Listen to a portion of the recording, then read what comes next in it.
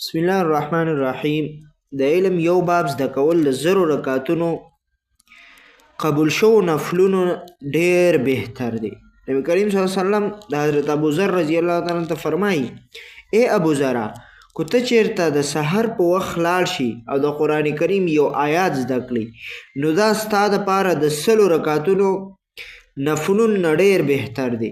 او کو ته لاړ شي د علم یو باب زده کړي، کو په دې عمل شوی وي او کو نه، خو چې د علم یو باب زده کړي، دا ستا دپاره د زرو رکعتونو نفلونو نه ډیر بهتر دی. په دې حدیث کې هم دا علم ډیر فضیلت بیان شوی چې یو باب د علم زده کول د زرو رکعتونو قبول شو نفلونو سره برابر نه دی، بلکې د هغې نه ډیر بهتر دی. او ورسره دویمه خبره دا هم واضح شوه چې بعضې خلک وایي چې په کوم علم عمل نه وي نو داسې علم په زده کولو کې هیڅ فایده نشته، نو دا خبره بالکل غلطه ده. ځکه مولانا اشرف علي تهانوي رحمه الله په دې خبره کې تحقیق کړی.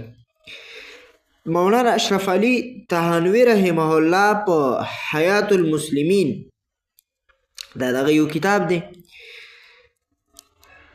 د دې حدیث په تشریح کې لیکلي چې په دې حدیث کې نبی علیه الصلاة والسلام واضح طریقې سره وفرمایل: عمل به او لم يعمل، کو په دې عمل دی، کو په دې علم دی عمل وي او کو نه وي، خو یو باب د علم زده کول د زرو رکعتونو نفلونه ډیر بهتر دی.